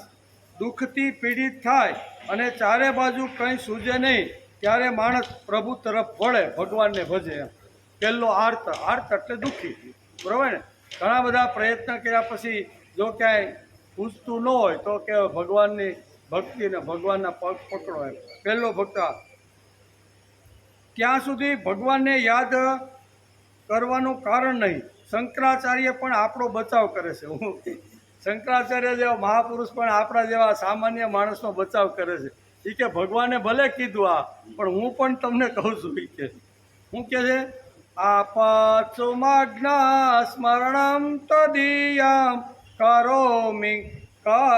કરોમિ દુર્ગે કરુણાનવેશી નેતા સતતમ મમ ભાવયેથા યથા યોગ્યમ ક્ષુધાતૃષાર્તા જનની સ્મરંતિ. ક્ષુધાતૃષા જનની સ્મરંતિ. બાળક નાનો શેરીમાં 2-3 કલાક સુધી રમતું હોય, એ ભૂખ્યું અને તરસ લાગે ત્યારે માં યાદ આવે છે. 2-3 કલાક સુધી યાદ આવે નહીં. રમકડામાં એટલો ગૂંથવાઈ જાય કે માં યાદ આવતી નથી. પણ માં ક્યારે યાદ આવે? ક્ષુધાતૃષાર્તા. શબ્દ શંકરાચાર્ય હોય. ક્ષુધા એટલે ભૂખ, તૃષા એટલે તરસ, અને જનની એટલે માં. બાળક જ્યારે રમતું રમતું થાકે, ભૂખ અને તરસ લાગે, તઈ 2-3 કલાક પછી માં યાદ આવે. એ કંઈ ખોટું નથી બાળકનું, ત્યાં સુધી તો રમતું રહેલું. એમ આપણે બધાએ સંસાર કરતા રહેલા છીએ, અને સંસાર કરતાં પણ આપણે થાકી કંટાળી આપણે એમ થાય કે હવે કાંઈ આમાં કાંઈ મળતું નથી, ત્યારે ભગવાનનું શરણ લેશે તો શંકરાચાર્ય કે એ કાંઈ ખોટું નથી. ભલે નહીં બધેથી કંટાળી થાકીને આવ્યો પણ લીધું તો ભગવાનનું જ શરણ ને, બીજા કોઈને પાયનો, એમ કહે છે. તેવી રીતે પીડિત થયા પછી ભગવાન પાસે જાય તે આર્ત ભક્ત. કેવો? પહેલા ભક્ત. પીડિત થયા પછી જે ભગવાનના શરણે જાય, ભગવાનનું ભજન કરે તે આર્ત ભક્ત. આજે આપણને ભગવત ભક્તિ થોડી બધી એટલે કે થોડી વધી ગયેલી હોય લાગે છે. હમણાં શ્રાવણ મહિનો આવે છે ને, એટલે આપણે એમ થાય કે ઓહો ભક્તિ તો બહુ છે ભાઈ. આમાં છતાં કોર્ટમાં કેસ તો ખુલતા પૂરા થતા નથી. હમણાં કાલના પેપરમાં છે કે સુરતની અંદર 3 નવી કોર્ટો શરૂ થાય. શા માટે? કે 30-35 વર્ષ પહેલાં કેટલાય તો વૈયા ગયા છે કેસ કરીને, બરોબર ને? છતાં એનો એમ બોર્ડ ઉપર કે હાથ ઉપર કેસ આવ્યો. 3 કોર્ટ નવી શરૂ કરવાનું ખાલી સુરતમાં આવી રીતનું પેપરમાં લખ્યું હતું કે ભાઈ એટલો ભરાવો થઈ ગયો છે. તો આટલી બધી જો ભક્તિ સમાજમાં હાલતી હોય તો કાંઈક ઓછું થવું જોઈએ કે નહીં? તો વધે છે એનો અર્થ કે ગડબડવાળું કાંઈક હાલે છે. ગડબડવાળી ભક્તિ ક્યાંક હાલતી રહેલી. મરી જાય એનો કેસ આવે. હા, એને કે મરી જાય તેવી રીતે પીડિત થયા પછી પણ ભગવાન પાસે જાય તે આર્ત ભક્ત. આજે આપણે ભગવત ભક્તિ થોડી ઘણી વધી ગયેલી હોય એવું દેખાય છે, પણ એનું સમાજ અથવા વ્યક્તિ ઉપર પરિણામ દેખાતું નથી. ઓમ વધી ગયું બધું. જાવા આવવાનું મંદિર, શ્રાવણ મહિનો આવશે ને, મંદિરો બધા એટલા ઉભરાયા છે ને, 2-4 કલાકે દર્શન કરવાનો વારો આવે કે ન આવે? તો આ બધું આપણે એમ છે કે ઓહો. અને રોડ ઉપર જાઓ તો નકરા ભગવાધારી ઓલા કાવડિયા, કેવા કાવડ લઈને ગંગાનું ને યમુનાનું ને નર્મદાનું ને તાપીનું લઈને એક શિવ ઉપર બીજા શિવજી, આમ તમને રોડ ઉપર એટલા. આપણે આટલી બધી ભક્તિ વિધિ ને સમાજ આટલો નીચે કેમ ગયો? તો એનો અર્થ કે કંઈક ગડબડ, જે કાંઈક થતી રહેલી જે ભક્તિ છે ને એમાં કાંઈક ક્યાંક ઘટતું હોય એવું અથવા કાંઈક ખોટું થતું રહેલું હોય છે. જે ભક્તિમાં જ્ઞાન, કૃતજ્ઞતા એટલે કે સૌંદર્યનો દ્રષ્ટિકોણ, સમજણ કે બૌદ્ધિક અભિગમ નથી તે ભક્તિ જ નથી. ભક્તિની અંદર આ વસ્તુ આવવી જોઈએ એમ આપણું ગીતા કહે છે. તેથી ઘણીવાર ભક્તિ નિરાશામાંથી આવી ગયેલી હોય છે. અનેક ઈચ્છા અને આકાંક્ષાઓ કરીએ છીએ, પણ તે મુજબ આપણે મળતું નથી. છે આમાં કીધું ને, ઈચ્છા બહુ લાંબી છે. જે આપણે ધાર્યું હોય એ ધાર્યું આપણું થતું નથી. જે ધાર્યું જગદીશ છે એનું જ થાય, આપણું ધારેલું કોઈ દી થાય નહીં. તેથી અહીં કહે છે, આમાં નિરાશામાંથી જે ભક્તિ આવે છે તે આર્ત ભક્તિ એમ ગીતાકાર કહે છે. બીજા નંબરની જે ભક્તિ છે અથવા બીજા નંબરનો જે ભક્ત છે એ આવનારા દુઃખનું કારણ જાણવા ચાહતો અહીંયા જિજ્ઞાસુ ભક્ત છે. કેવું? શરીરમાં દુઃખ આવ્યું, આર્થિક દુઃખ આવ્યું, સામાજિક દુઃખ આવ્યું, કોઈ બીજા દ્વારા દુઃખ આવ્યું, તો એ દુઃખ મને કેવી રીતે ને શા માટે આવ્યું છે એનો ઊંડો અભ્યાસ કરીને જિજ્ઞાસાથી એ દૂર કેમ થાય એનો જે પ્રયત્ન કરે છે એને જિજ્ઞાસુ ભક્ત કહેવામાં. મને મારા કર્મથી આવ્યું કે મને કોઈ આડોશી પાડોશી કોઈ વિશ્વાસઘાત કરી અને મને સિંહામાં પૂરીને દુઃખમાં આવું દુઃખ જે આવ્યું છે એનું સંશોધન કરે, એનો વિચાર કરે, મનોમંથન કરે કે આવતું રહેલું દુઃખ છે અથવા થતું રહેલું દુઃખ છે એ કયા કારણોથી મને આવ્યું છે. આવી એનું સંશોધન કરે કે કર્મથી આવ્યું છે, નસીબથી આવ્યું છે, હું થોડોક આળસુ થયો તેથી આવ્યું છે, નિષ્કર્ષ થઈ ગયો છે, એ કેવી રીતે મને દુઃખ આવ્યું છે એ દુઃખનું કારણ શોધવાનો જે પ્રયત્ન કરે એને જિજ્ઞાસુ ભક્ત કહેવામાં. એની જિજ્ઞાસા છે, ભાઈ આ દુઃખ આવ્યું છે તો એ દુઃખ મારે દૂર કરવાનો પ્રયત્ન કરવો જોઈએ. તેથી સર્વસામાન્ય માણસ દુઃખી હોય તો તે દુઃખ જાણવાની ઈચ્છા કરે. મને શા માટે દુઃખ આવ્યું? કર્મથી આવ્યું કે દેવથી આવ્યું, આળસથી આવ્યું કે કોઈએ મને અપાયું? આવા કયા કારણોથી હું દુઃખી છું એ તપાસવાનો જે પ્રયત્ન કરે છે તેને અહીં કંઈ જિજ્ઞાસુ ભક્ત કહેવામાં આવે છે. વધારે દોડધામ કરશું એટલે વધારે સુખ મળશે, વધારે પૈસા મળશે એવું નથી. બહુ દોડધામ કરવાથી કાંઈ પૈસા મળે એવું નથી. આપણો પુરુષાર્થ બરોબરનો હોય અને ભગવાનની કૃપા હોય તો જ માણસને કોઈ પણ કાર્યમાં સિદ્ધિ મળે છે. પછી આપણો કૌટુંબિક જીવન હોય, વ્યક્તિ જીવન હોય, અર્થ કમાવાનો હોય, સમાજની અંદર કીર્તિ જતો હોય, પણ આ બે વાતો ખૂબ જ અગત્યની છે. માણસનો ચડતો પ્રયત્ન અને ભગવાનની ઉતરતી કૃપા, આ બંનેનું જ્યારે મિલન થાય છે ત્યારે જ માણસ અહીંયા આવી તો શું કહેવાય છે સફળ થાય છે. એટલે હું સફળ નથી થયો અથવા થયો છું તો એના કયા કારણો હોઈ શકે એ જિજ્ઞાસા વૃત્તિથી જે ભક્ત જાણવાનો પ્રયત્ન કરે છે એને શ્રીમદ ભગવદ્ ગીતાએ જિજ્ઞાસુ ભક્તની ડિગ્રી આપેલી છે. જિજ્ઞાસુ કેવી રીતનો હોય છે? જગત દુઃખી કેમ? પેલું આ કે ભાઈ એને જાણવું છે કે ભાઈ જગત આટલું બધું દુઃખી કેમ છે? જગત આટલું બધું દુઃખી કેમ છે? સત અને અસતને લીધે છે કે બીજા કોઈ કારણોને લીધે છે? આ વિચારોથી માણસ એટલે કે સત અસતના વિચારોથી માણસ કંગાળ થયો છે. આ દુઃખ શેનાથી છે? મનથી છે, ઇન્દ્રિયોથી છે, કોઈ આપેલું છે કે અહીંયા ગત જન્મનું કાંઈ કર્મ લઈને આવ્યો? આ જાણવાનો જે પ્રયત્ન કરે છે ને એને જિજ્ઞાસુ કહેવામાં આવે છે. દુઃખનું કારણ શું? તેમણે એનું કારણ જાણ્યું અને તે દુઃખ કરવા હાથમાં શ્રીમદ ભગવદ્ ગીતા લઈ અને ઝૂંપડે ફરવા લાગ્યો. એને જિજ્ઞાસુ ભક્ત કહેવામાં. જાણી લીધું કે સમાજની અંદર દુઃખ શેનું છે, શેના કારણે લોકો આવી જે છે જેની પાસે સંપત્તિ અઢળક એ પણ દુઃખી છે અને માંડ બે શેડા ભેગા થાય છે એ પણ દુઃખી છે. આ બંને દુઃખી છે. નકર જેની પાસે અઢળક સંપત્તિ હોય એ માણસ સુખી થવો જોઈએ ને. પણ પેપર ખોલી ત્યારે આપણે ખબર પડે અઢળક સંપત્તિવાળા મોટા બિલ્ડરો, મોટા વકીલો અને મોટા ડૉક્ટરો સુંદરી ગળે બાંધીને ગળા ફાંસા ખાય છે કે નહીં ભાઈ? ત્યાં શું અગવડ છે ને? કાંઈ અગવડ નથી. પણ છતાંય આજે આવું સમાજમાં દુઃખ જોવા મળે છે કે નહીં?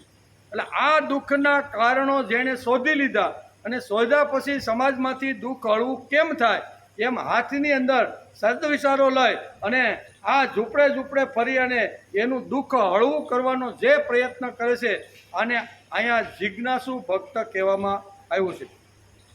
ભક્તનો એક ત્રીજો વર્ગ છે, ત્રીજો પ્રકાર છે. કેવો? ભક્તનો એક ત્રીજો પ્રકાર શ્રીમદ ભગવદ્ ગીતાના 7મા અધ્યાયના 16મા શ્લોકમાં ભગવાને કહ્યું છે, ઈશ કાર્ય માટે ધન અર્થાથી ધન કમાવવું છે, ધન મને મળવું જોઈએ. શા માટે? મારે ભગવાનનું સારામાં સારી રીતે કામ કરવું છે. એને અર્થાર્થી કીધો. કેવો અર્થ? એટલે પૈસો. પૈસા માટે મંદિરમાં જાય. ભગવાને કે ભગવાન મારે તારું કામ કરવું છે, આર્થિક સ્થિતિ નબળી છે, ચોમાસાના દિવસો છે, 3 દિવસ સુધી મારે ગામડે જવાનું છે, એમાંય બધું કાસું સીધું રાંધવાનું વાસણ બધું લઈ જવાનું. હવે આ મોટરસાઇકલ ઉપર કેમ હાલે? ચાલુ વરસાદમાં તો બધું પલળી જાય. ભગવાન તું એકાદી મોટર જો આપી દે ને તો 3 દિવસ ગામડામાં જઈને ધામા નાખી આદિવાસીના ઝૂંપડામાં મોજ મારે કરવી છે. તેથી મારે ધન જોઈશે. અર્થાથી આ ભગવાને કીધું એક ત્રીજો વર્ગ જે છે ને એ ભગવાન પાસે આવી રીતનો બીજાના દુઃખમાં ભાગ લેવા માટે અથવા બીજાના દુઃખ ઓછા થાય અને મને મળેલી જે સંપત્તિ છે ને એ કોઈ સારા કાર્યની અંદર યજ્ઞીય કાર્યમાં પ્રભુ કાર્યમાં જાય એના માટે અર્થની માગણી કરનાર એક ભક્ત મંદિરમાં જાય છે. એને અહીંયા અર્થાર્થી ભક્ત કીધો છે. વસ્તુ, પૈસા, પત્ની, છોકરો, કીર્તિ એમ કંઈને કંઈ માટે રોજ ભગવાનમાં લાઈન લાગે છે. પણ એકાદો એવો છે કે મારે તારું કામ કરવાનું છે. તારું કામ કરવું હોય તો થોડીક આર્થિક સ્થિતિ મારી સારી હોવી જોઈએ. નકર તો કે આ લુખ્ખો છે, કેવો કડકો છે ને ઓલી કરવા નીકળો ભક્તિ પાછો એમ કે. એટલે ભગવાન મને કોઈ કડકો ન કે લુખ્ખો ન કે એટલે થોડુંક ધન જો મને મળી જાય તો હું તારું સારામાં સારી રીતે આવી માગણી કરવા માટે હજારોમાં એકાદ લોકો હોય, હજારોની લાઈન લાગી હોય, 4-5 કલાકે મંદિરમાં દર્શન કરવાનો વારો આવે એટલી બધી લાઈનો હોય. અને એમાંય બધાય કોઈ ભગવાન આ 35 વર્ષ થઈ ગયા છોકરો પરણતો નથી, હવે ભગવાન તું કાંઈક કરજે તો સારું છે, નકર તો હાથ બારની નકલમાંથી આનું નામ નીકળી. ઘણીવાર આવી રીતની માગણી પણ હોય છે. ઘણાની ભેંસ ખોવાઈ ગઈ હોય, 4-5 દી પ્રયત્ન કર્યા હોય, 50,000ની 60,000ની ભેંસ હોય, બહુ પ્રયત્ન કર્યા હોય, બધી પણ મળે નહીં. પછી થાકીને ભગવાન પાસે આવે. ભગવાન ભગરી ભેંસ બહુ સારી હતી, 10 શેર સવારે ને 10 શેર સાંજે, બરોબર એટલું સરસ દૂધ કરતી, પણ ખોવાઈ ગઈ. મળી જાય ને તો એક સત્યનારાયણની કથા ઠપ કરી નાખે. એટલે આજે ઘણા બધા ભગવાનની પાસે જાય છે. આર્ત પણ જાય, જિજ્ઞાસુ પણ જાય, જ્ઞાની પણ જાય છે. અને આવી રીતનો જે આર્ત હોય ને એ 4 પ્રકારના ભક્તો ભગવાન પાસે જાય છે. પણ બધા અલગ અલગ રીતે પોતાની જે કાંઈ જરૂરિયાત હોય ને એ પ્રમાણે ભગવાન પાસે માગતા રહેલા. તેથી આપણી બધાની ભક્તિ કેવી આજની? અરજી વગરની ભક્તિ જ નહીં, માગણી વગરની આપણી ભક્તિ થાય જ નહીં. છોકરા 10મામાં ફેલ થયો, ભગવાન આ વખતે જો પાસ થઈ જાય ને તો એક સત્યનારાયણની કથા કરી નાખવી છે. આટલો નકર, કારણ કે 60-70,000નો ખર્ચો બીજે કે લાખ રૂપિયાનો ખર્ચો પાછો થાય કે ન થાય? બીજી વાર બીજા જ ધોરણમાં ભણાવો એટલે શિક્ષણ અત્યારે બહુ મોંઘું થઈ ગયું છે. એટલે ભગવાનને કે એક સત્યનારાયણની ઠપકર નાખવી છે, બરોબર ને? શેરીમાં બધાને પ્રસાદ જમાડી દો, છોકરો પાસ થાય. આપણી જે માગણી છે, આપણી જે ભક્તિ છે ને એ અરજી એટલે માગણી વગરની ભક્તિ મોટા ભાગના લોકોની હોતી નથી. આ જે આર્ત છે, જિજ્ઞાસુ છે, અર્થાથી છે અને જે આવી રીતનો છે એની માગણી આવી રીતની હોતી નથી. શા માટે? પણ આ બધા અર્થાથી ભક્તો છે. ભગવાન પાસે માગવું એ કંઈ ખોટું નથી. બીજા પાસે માગવું એના કરતાં ભગવાન પાસે માગવું શું ખોટું? ભાઈ બીજા હાથે લાચારી કરવી એના કરતાં ડાયરેક્ટ ભગવાન પાસે ન માગી લો. ભગવાન પાસે માગવું એ પણ ખોટું નથી. ભગવાન પાસે માગવું એ પણ ખોટું નથી. ભગવાને આ શ્લોકમાં અર્થાર્થી જુદા પ્રકારનો શબ્દ અર્થાર્થી માટે ભગવાને વાપરેલો. અર્થાર્થી મારો એક ભક્ત છે, ડાયો છે, બહુ સારો છે, એના માટે ભગવાને એક જુદો શબ્દ વાપર્યો છે. તેથી ઉદારાહ અર્થાથી એટલે વિષય સંચય કરે, બરાબર, પણ ધર્મ પ્રીત્યર્થે તેનો ઉપયોગ કરે. સંચય એટલે ધન ભેગું કરવા માટે, ધન મેળવવા માટે 2 હાથ જોડીને ભગવાનની સામે આ અર્થાર્થી ઊભો હોય. પણ શા માટે? ભોગ માટે નહીં, પણ આવી રીતના જે શું કહેવાય અર્થ જો સંચય થઈ ગયો હોય તો એ ભગવત કાર્યમાં વપરાય. મારું ધન પવિત્ર થાય, મારું ધન ગંગા શું કાંઈ ગટરની બદલે ગંગામાં ન જાય ને એટલા માટે હું ભગવાન અર્થની માગણી કરું છું. ઘણાને અર્થ મળે પણ ગંગાની જગ્યાએ ગટરમાં નાખે તો શું થાય? આજે ઘણા રૂપિયા, કરોડો ને અબજો રૂપિયા સમાજની અંદર વપરાય છે. માણસ જ જો વાપરા પછી ઊભો થતો ન હોય તો કદાચ 2 કરોડની સપ્તાહ કરી વખતે ભાગવત કરી હોય અને 2 કરોડનો ખર્ચો તમે કર્યો હોય અને એમાંથી એક પણ માણસ જો ઊભો ન થયો હોય અને કોર્ટના જો કેસો જો વધવાના હોય તો આ બધા 2 કરોડ રૂપિયા ગટરમાં ગયા. ભલે 2000 રૂપિયા જ આપણે વાપરીએ એની પાછળ, પણ એ માણસ ઊભો થાય અને અસ્મિતાથી હું મારો રોટલો જાતે કમાઈને ખાઈશ, પણ કોઈની દાઢીમાં કે લાચારી કરીને જીવીશ નહીં, કારણ કે મેં તેજસ્વી વિચારો સાંભળ્યા. આવો એકાદ વીર નરમંક જો ઊભો થાય ને તો 2000 રૂપિયાની પાછળ વાપરા બરોબર છે, પણ 2 કરોડ વાપરા પછી લોકો મફતિયા વૃત્તિ સમાજની અંદર જો ઊભી થતી હોય ને તો આ બધો પૈસો ગટરમાં જાય છે. તેથી કોર્ટના કેસો રોજ બરોજ વધતા જાય, કોર્ટો ટૂંકી પડે છે. એક શહેરની અંદર 2-4 કોર્ટ હોય તો બીજી 2-3 વધારવાના ગવર્મેન્ટ આજે પ્રયત્ન કરે છે. 35 વર્ષના કેસો છે ને એ પેન્ડિંગ પડ્યા છે. 35 વર્ષમાં તો કેટલાય કેસ કર્યા પછી ઉકલી ગયા હોય કે નહીં. તો હવે આવી સ્થિતિ આવતી જાય છે. એનું કારણ આટલી બધી કથા થાય, સપ્તાહો થાય, ધાર્મિક કાર્યો થાય, મંદિરો બંધાય, મંદિરમાં આટલી મોટી ગીરદી યજ્ઞ થાય, બધે આવું બધું થાય છે. તો વધવું જોઈએ કે ઘટવું જોઈએ? સમાજની અંદર નીતિ વધવી જોઈએ, પ્રામાણિકતા વધવી જોઈએ કે ઘટવી જોઈએ? પ્રામાણિકતા વધવી જ જોઈએ ને. સારા વિચારો, સારી કથાઓ થતી હોય, લોકોના મોટા મોટા આવી ત્યાં ભેગા કર્યા હોય તો એ બધા પ્રભુ તરફ અથવા નીતિમાન અથવા પ્રામાણિક માણસ થવા જોઈએ. એને બદલે વધારેમાં વધારે અનીતિમાન થતા જાય છે. તે ત્યાં કહે છે પણ આ બધા અર્થાર્થી ભક્તો છે, ભગવાન પાસે માગવું એ કાંઈ ખોટું નથી. તેથી ઉદારા અર્થાર્થી એટલા વિષય સંશય કરે પણ ધર્મ પ્રીત્યર્થે એનો ઉપયોગ કરે. જીવનમાં ભાવ ભક્તિ રાખે, ધન સંશય કરે. આવા વિત્ત સંશય શા માટે કરે છે? પૈસા શા માટે જોઈએ? તો કે સાત્વિક કાર્ય કરવા માટે, યજ્ઞીય કામ કરવા માટે ભગવાન અમને પૈસા જોઈ છે. તેથી જ આપણા ઋષિઓએ સૂક્તો ગાયા. કેવા? આપણા ઋષિઓ જે વખતે સવારમાં 4 વાગે ઉઠી અને પ્રભુની સામે જ્યારે બેસાડે ને ત્યારે હજારો સૂક્તો ગાયેલા છે. અને ભગવાન કહે છે કે બોલ દીકરા, શા માટે તું ધ્યાન ધરે છે? શા માટે તું મારી ભક્તિ કરે છે? ત્યારે ઋષિ કે ચમે ચમે ચમે ચમે એમ કરીને મને આ પૃથ્વી ઉપરનું જેટલું ધન છે ને એ બધું ધન ભગવાન તું મને આપ. કોણ માગે છે? આપણા ઋષિઓ. વેદો ખોલો, સૂક્તો ખોલો તો એની અંદર આવી ચમે ચમે ચમે કરીને ખૂબ જ ઋષિઓએ માગણી કરી. કોની? ધનની માગણી કરી, પૈસાની માગણી. શા માટે? કે મારે ભગવાન તારું કામ કરવાનું છે. તેથી અહીં કહે છે કે ચમે ચમે કરીને ભગવાન પાસે ઋષિઓએ અનેક પ્રકારની સંપત્તિઓ માગી છે. અન્ન પગાનીમી લક્ષ્મી આવહ.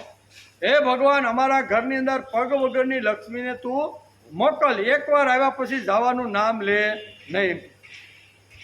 એવો આ ત્રીજો વર્ગ છે અને તે વર્ગ ભગવાન પાસે અર્થની માગણી કરે છે. તેથી અહીંયા ત્રીજા પ્રકારનો જે ભક્ત છે એને અર્થાર્થી અહીંયા ગીતાકારે કીધો છે. બીજાના માટે આર્ત થઈ રડવા લાગે. બરોબર?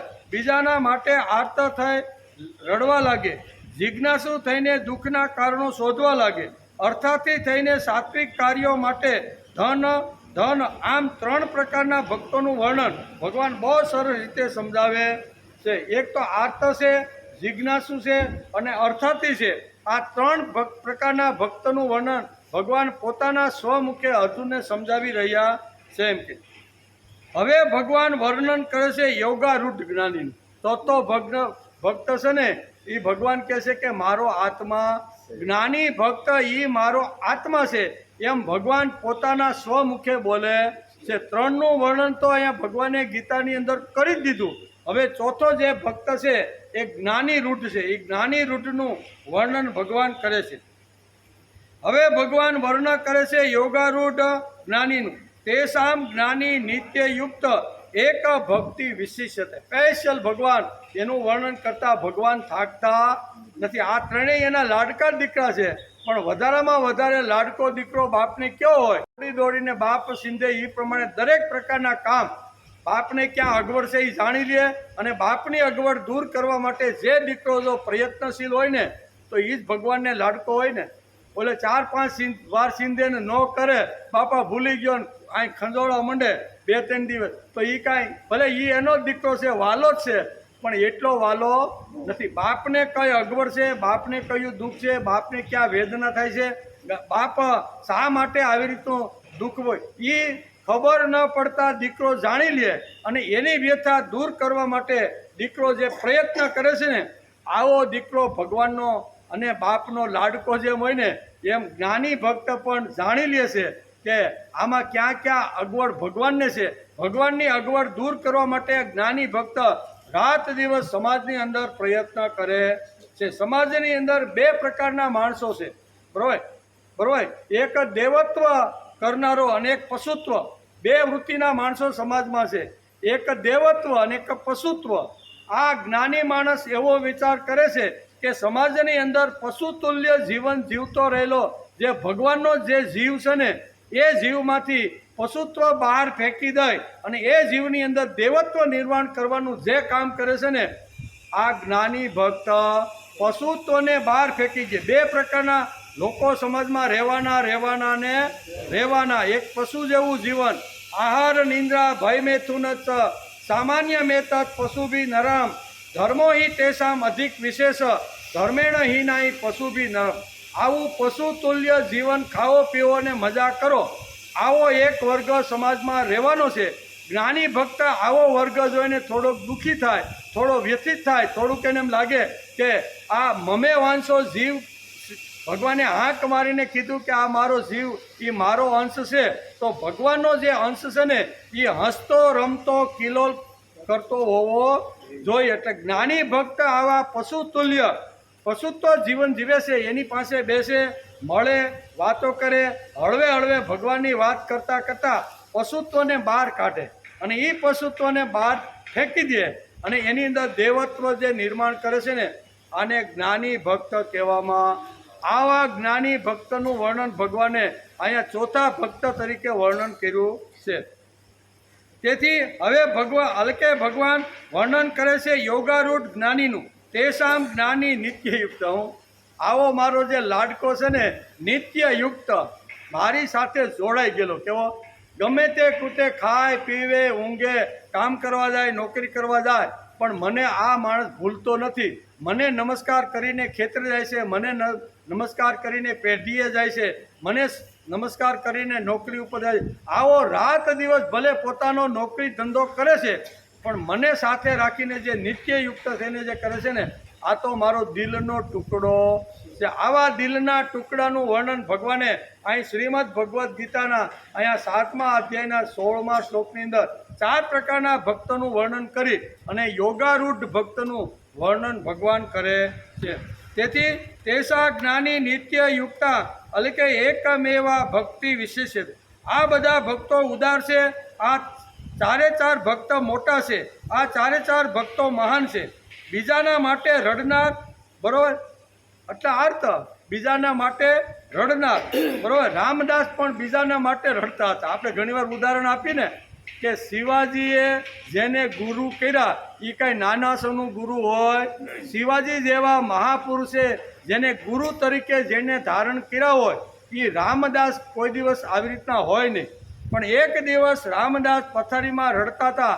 માં જોઈ ગઈ કે મારો બેટો એ કે હવે રડે છે ને, એટલે હવે એને યાદ આવ્યું છે કે અહીંયા મંડપની અંદરથી આ સાવધાન જે કીધું ને એ સાવધાન સાંભળીને એ સાવધાન થઈને માળા તોડીને કે હવે મારે સંસાર કરવો નથી, લગ્ન કરવા નથી, આમ કરીને ભાગ્યો. એની સાથેના છોકરાને હવે નાના બાળકા રમવા માંડ્યા છે. એટલે આને કદાચ યાદ આવ્યું છે કે હું આ મારા મિત્રો જેમ પરિણામ હું પરણી ગયો હોત અને આ માળા ફેંકીને જો ભાગ્યો ન હોત તો હું આજ પણ મારા પુત્રને રમાડતો. આવું કદાચ રામદાસને થયું હશે એટલે રડતો છે એમ એની માને લાગ્યું.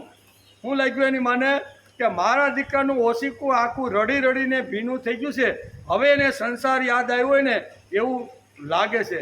પણ અહીંયા જે શિવાજીના જે ગુરુ રામદાસ હોય ને એ ખાલી આવી રીતના હોય. એટલે માં પૂછે છે, બેટા મેં તે દિવસે કીધું તું કે ભાઈ બેહી જા, પાછો તલવાર લઈને પરણો અને ભાગ્યો. એ કે ગોર બાપાએ કીધું હવે સાવધાન કન્યા પધરાવે છે એટલે તું સાવધાન થઈને ભાગ્યો.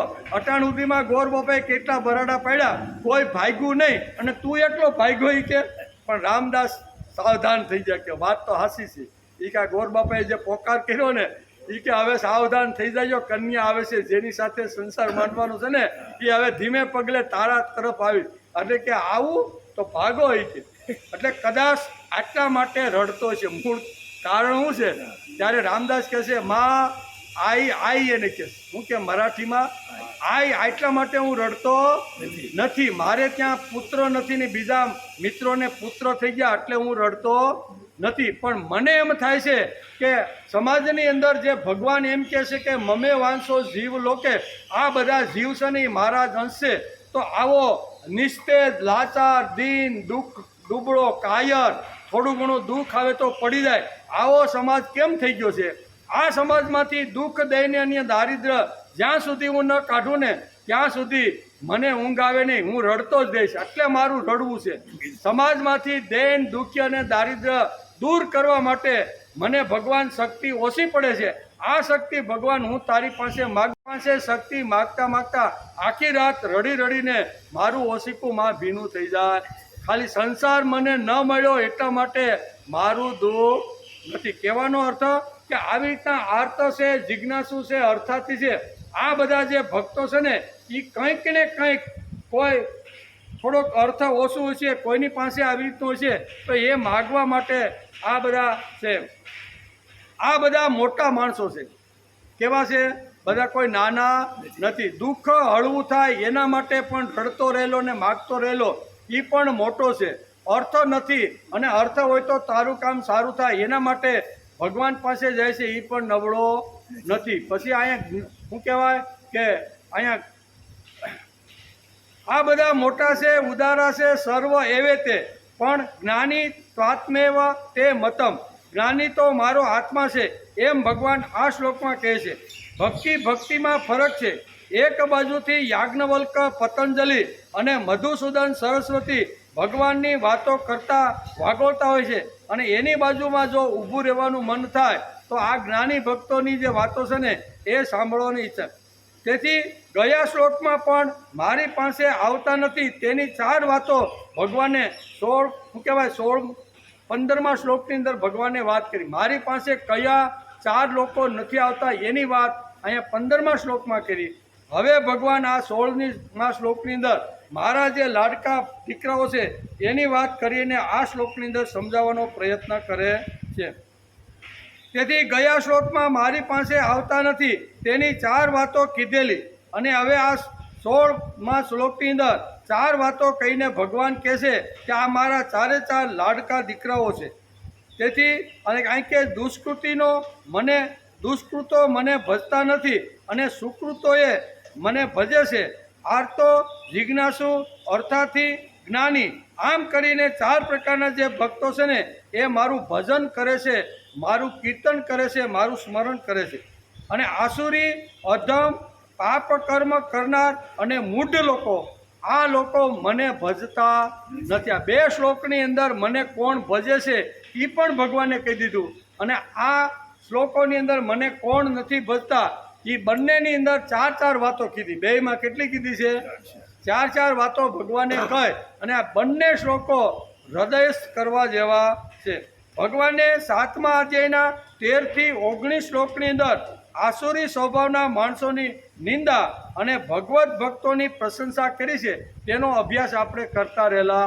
આ જ અધ્યાયની અંદર અહીંયા 13 થી 19 એટલે આજે આપણે 16મા શ્લોકનો અભ્યાસ કર્યો. 13 થી 19 એમાં આસુરી સંપત્તિના માણસો મારી પાસે નથી આવતા એનું પણ વર્ણન કરે છે. એને પણ થોડાક ફટકા મારે છે કે મારો અંશ હોવા છતાં આવું અધપતિત જીવન કેમ જીવે છે અને મારા જે ભક્તો થઈ ગયા છે એનું પણ અહીંયા પૂજન અને એને પણ નમસ્કાર કરીને ભગવાન કહે છે આ મારા લાડકા દીકરાઓ છે. તેથી ભગવાને 3જા એટલે કે 7મા અધ્યાયના 13 થી 19 શ્લોકમાં આસુરી સ્વભાવના માણસોની નિંદા અને ભગવત ભક્તોની પ્રશંસા આ 7 શ્લોકમાં કરી છે. તેને આપણી બુદ્ધિ અનુસાર આપણે સમજવાનો પ્રયત્ન કરી છે. ભગવાને 2ને ફટકાઈ, એકને લાડ લડાવ્યા છે અને બીજાને ફટકા મારી જો સુધરતો હોય દીકરો તો મારો જ છે પણ જો સુધરે તો સારું તો કાન પકડીને કામે લાગે તો સારું એમ કરીને ફટકા મારવાનું પણ કર્યું છે અને પંપાળવાની વાત પણ આ બંને શ્લોકની અંદર ભગવાને કરી છે. તેથી દુઃખનું કારણ જન્મ, દુઃખ બધાને છે એનું કારણ શું છે? દુઃખનું કારણ જન્મ, જન્મનું કારણ પ્રવૃત્તિ અને પ્રવૃત્તિનું કારણ મિથ્યા જ્ઞાન. ફટકો ક્યાં મારવાનો છે? સુખી થવું હોય તો મિથ્યા જ્ઞાન મારો ને એટલે આ બધું બંધ થઈ જાય. આપણે મારીએ છીએ ક્યાં? જન્મ. ભાઈ મને જન્મ અહીં કહે છે ને કે દુઃખનું કારણ જન્મ, જન્મનું કારણ પ્રવૃત્તિ, પ્રવૃત્તિનું કારણ મિથ્યા જ્ઞાન અને તેના ઉપર ફટકો મારો તો પ્રવૃત્તિ બંધ થાય. નકર 84 લાખની અંદર ચક્કર આપણું ચાલો. ફટકો ક્યાં મારવાનો છે? અહીંયા મિથ્યા જ્ઞાન ઉપર. મિથ્યા જ્ઞાન ઉપર ફટકો મારે એટલે બીજો જન્મ મળતો નથી. એમ આ બહુ સરસ સમજાવે છે. એટલે આ સમજવા જેવું. દુઃખનું કારણ જન્મ, આ એક સિદ્ધાંત યાદ રાખવા જેવો છે. દુઃખનું કારણ જન્મ, જન્મનું કારણ પ્રવૃત્તિ, પ્રવૃત્તિનું કારણ મિથ્યા જ્ઞાન અને મિથ્યા જ્ઞાન ઉપર જો ફટકો મારશું તો આપણી પ્રવૃત્તિ બંધ થશે. પ્રવૃત્તિ બંધ થાય એટલે જન્મ બંધ થશે અને જન્મ એકવાર બંધ થઈ ગયો એટલે દુઃખ આવે. આ સીધું સાદું ગણિત ભગવાન શ્રીમદ ભગવદ્ ગીતામાં આ વાતો આપણે સમજાવે છે. તેથી જિજ્ઞાસુ માણસ દુઃખનું કારણ શોધી કાઢે. હું પહેલું કારણ એ આ મિથ્યા જ્ઞાન છે ને એ આ જે જિજ્ઞાસુ ભક્ત છે ને એ શોધી કાઢે. જિજ્ઞાસુ માણસ દુઃખનું કારણ શોધી કાઢે. શક્તિને આપણી શક્તિને મર્યાદા છે અને ઈચ્છાઓ તો ખૂબ મોટી મોટી. ઈચ્છા તો જેટલી લબર રહેવી છે, લાંબી કરો એટલી થાય. ઈચ્છા તો એમ થાય છે કે મારે ભારતનો વડાપ્રધાન બનવાનું છે, પણ હવે ગામનો સરપંચ ન થતો હોય તો એ વડાપ્રધાન ક્યારે થાય? ઈચ્છા માણસ લાંબી લાંબી કરી શકે છે પણ કર્તૃત્વ શક્તિ ઓછી છે ત્યાં સુધી પહોંચવાની. તેથી અહીં કહે છે કે ઈચ્છાઓ રબર જેવી છે. તેથી ગમે તેટલી ઈચ્છાઓ આપણી ખેંચી શકીએ પણ શક્તિઓ આપણી બધી કેવી છે? મર્યાદિત. બધી શક્તિ મર્યાદિત છે. શક્તિને મર્યાદા અને ઈચ્છા અમર્યાદા છે. તેથી જિજ્ઞાસુ ભક્ત આ કારણો શોધી કાઢે છે અને મિથ્યા જ્ઞાન ઉપર જિજ્ઞાસુ ભક્ત ફટકો મારે છે એટલે જન્મનું કારણ આવતું નથી એમ કે છે. આમ ભગવાને પોતાની પાસે આવનાર 4 ભક્તોનું વર્ણન કર્યું છે. આર્ત, જિજ્ઞાસુ, અર્થાર્થી અને જ્ઞાની ભક્તનું વર્ણન કર્યું છે. પણ જ્ઞાની ભક્ત તો મારો આત્મા છે. જ્ઞાની ભક્ત ભગવાનનો લાડકો દીકરો છે. તેથી એને સ્પેશિયલ એક ક્લાસ મારે લેવો પડે. આપણે જ્યારે ભણતા હોય બીજું ચોથું ત્યારે આપણે સાહેબ એક હોય ને 25-30 છોકરા સામે બેઠા હોય. પછી આપણે માનો પ્રાથમિક શાળા છોડી અને જ્યારે અહીંયા મોટી સંસ્થામાં જાય ત્યારે પણ 40-50 વિદ્યાર્થી સામે એકાદ. કોલેજની અંદર પણ આપણે જ્યારે ડિગ્રી પ્રાપ્ત કરવાની હોય ત્યારે પણ આવી રીતના એક શિક્ષક અને 40-50 વિદ્યાર્થી બેન્ચ ઉપર બેઠા હોય. પણ એને સ્પેશિયલ જ્યારે પીએચડી બનાવવાનો હોય ને એ 50 જણામાંથી ત્યારે એક જ શિક્ષક અને એક જ આમે વિદ્યાર્થી.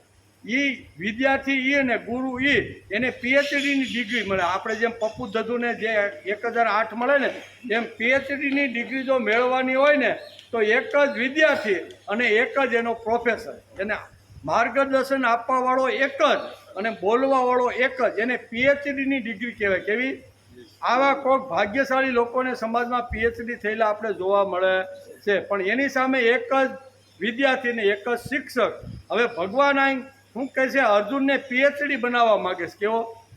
પીએચડી બનાવવા માગે છે. એટલે કે ભગવાન કે આ 3ને તો મેં સમજાવી દીધા. આર્ત છે, જિજ્ઞાસુ છે, અર્થાર્થી છે, એના માટે તો મેં વાત કરી દીધી. પણ હવે જ્ઞાની ભક્ત છે ને એ મારું હૃદય છે, એને મારે પીએચડી બનાવવાનું છે. એટલે મારે એને સ્વતંત્ર એક શ્લોક કહેવો પડશે. કેવો? આ ત્રણેયને એક શ્લોકમાં સમજાવી દીધા કે આ એક શ્લોકની અંદર 3નું વર્ણન ભગવાને કરી દીધું. પણ જ્ઞાની ભક્ત છે એનું વર્ણન કરવા માટે તો મારે એક શ્લોક તો આખો શ્લોક ભગવાન કે જોઈએ. તેથી 17મા શ્લોકની અંદર ભગવાન પહોંચતે જ પહેલાં એક જ શ્લોકની અંદર જ્ઞાની ભક્ત સિવાય બીજી કોઈ વાત કરતા પોતાના આત્માની અંદર બેઠેલા જે અર્જુનની વાત કરે છે કે તું તો મારો આત્મા છો અને જ્ઞાની ભક્ત છે.